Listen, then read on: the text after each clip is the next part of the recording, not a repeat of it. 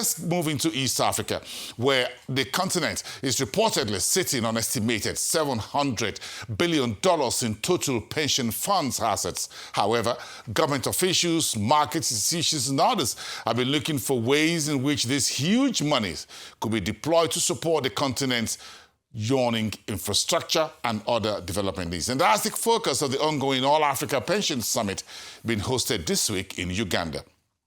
GDP per capita. Uganda is just crawling to low, middle income country. 1,306. That's the GDP per capita for Uganda. Look at Singapore, $93,000. Life expectancy, Uganda, we are lucky now, we've crept up. We are now at 68 years. Singapore is at 83 years. GDP, now this is a telling number. You find a differentiator. The GDP in Uganda, GDP to savings, which is long-term savings GDP, was at 23%. GDP, gross domestic savings to GDP, Singapore, 57.8%. You find the first differentiator between Singapore and Uganda. And for many of us, especially Gen Zs, who think democracy drives economic growth, read the story of Singapore. Lee Kuan Yew ruled Singapore for 30 years. 30 years. He was the president of Singapore. When he left power and was quite unpopular, they made him senior minister for the next 11 years. When his son became president of Singapore, they made him senior advisor to the government for the next 10 years. So Lee Kuan Yew's influence and hand over Singapore spanned over 50 years. And Singapore grew. So let's rethink some of these things, fellow. I'm for democracy. I don't like dictatorship. I am for it. But let's not just say that the panacea for us to develop as a country or as a continent is democracy. Because we've seen economies that have grown without the brand of democracy we're trying to practice. Go to the Middle East, Dubai, UAE.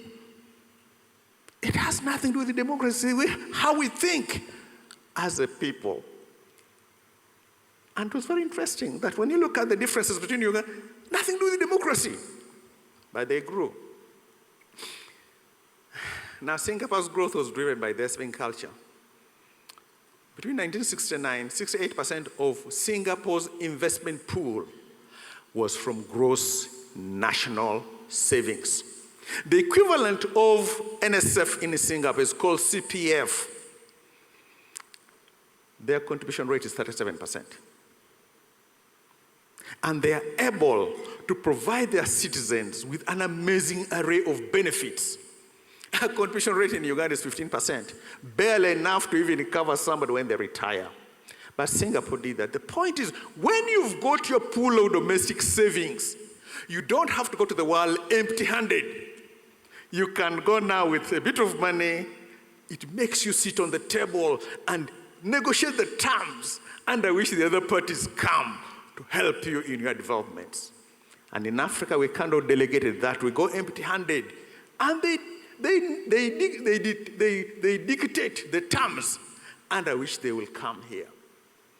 Fellow Africans, it is in our hands, and we can do that. There are things we can see we've done before that actually works.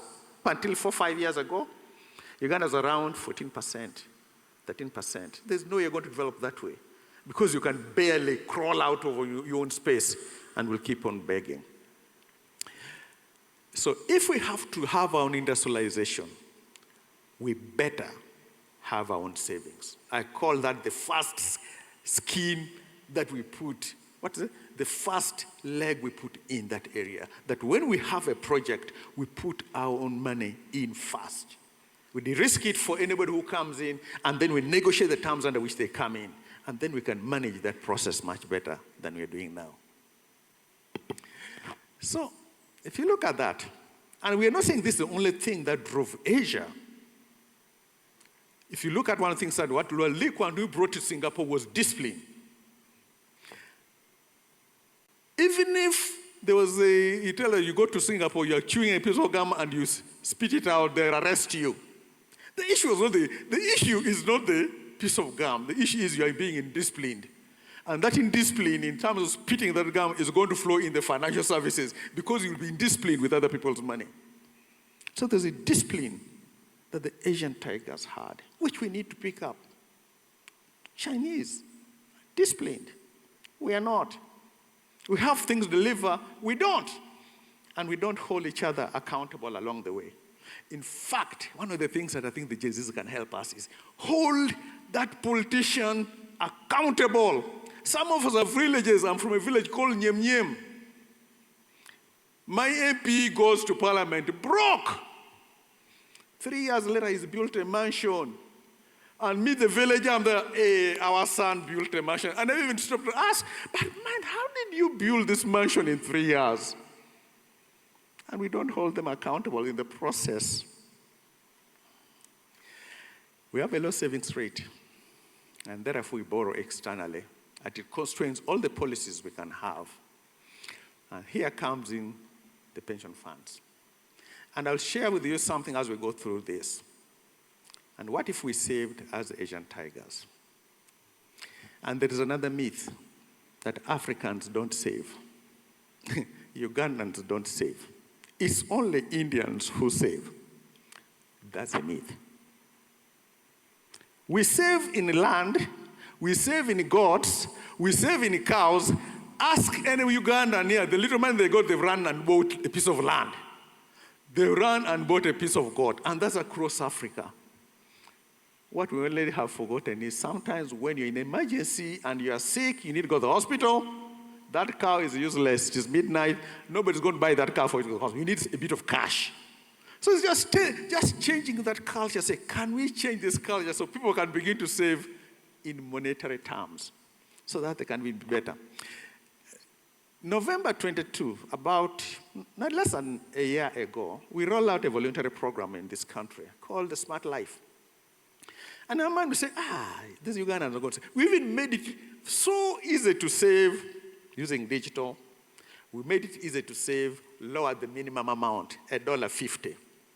These are the stats as of yesterday. 44,000 accounts saved by Ugandans. They've saved as of yesterday slightly over $15 million voluntarily. And you tell me Africans don't save or don't want to save? We do. Just give them a reason why they should save with you. So what we stand by mobilizing our own capital, especially for infrastructure. And infrastructure covers anything from roads, from transportation, to energy, to whatever it needs to do. 3.6 times economic multiplier.